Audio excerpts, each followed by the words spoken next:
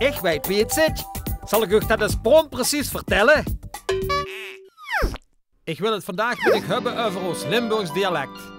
Toen ik naar Limburg kwam, ben ik direct Limburgs dialect gaan spreken, want in Limburg spreken de meeste mensen dialect. Het dialect is een streektaal, of ook wel een minderheidstaal. Het Limburgs dialect wordt gesproken in grote delen van Belgisch-Limburg, in ons eigen Limburg natuurlijk, maar ook in het grensgebied van het Duits Noord-Rijn-Westfalen.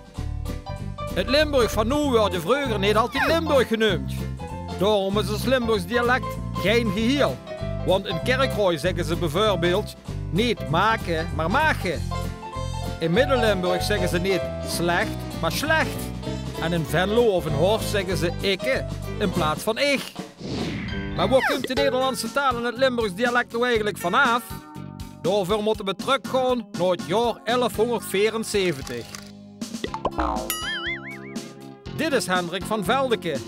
We zien hier wie Hendrik een gedicht voorleest aan de Duitse keizer Frederik Barbarossa. Hendrik, dat was een schrijver en een troubadour. Hij werd geboren in Veldeke, een klein gehucht bij de stad Hasselt in België. En hij leefde tussen 1150 en 1200. Als we verder kijken zien we in de buurt van Maastricht, Luik en Oken een jankende haan die nog maar 6 stertveren heet. De haan, dat is een huisdier van Hendrik van Veldeke. Ja, de hoor is het goed. Hij had geen hondje of een kat, maar een haan.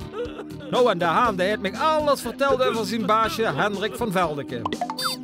Hier is Hendrik voor graaf Herman van Thüringen op de Naumburg minneliederen aan het zingen. Minneliederen, weer zo'n moeilijk woord.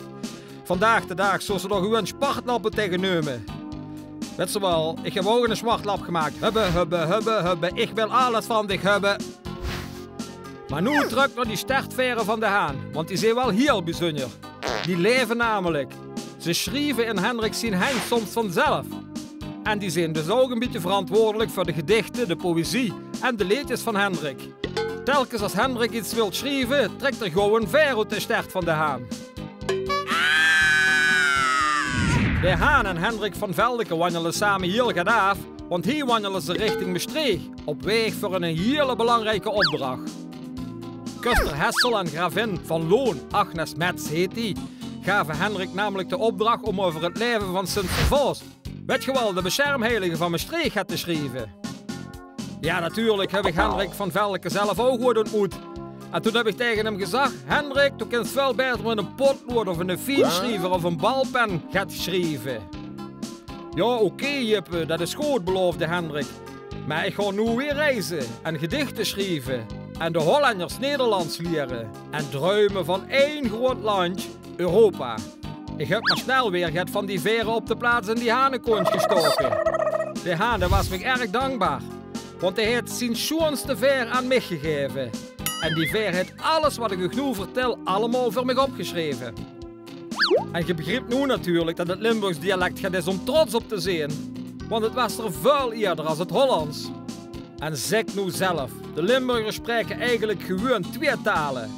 Het dialect en het Nederlands.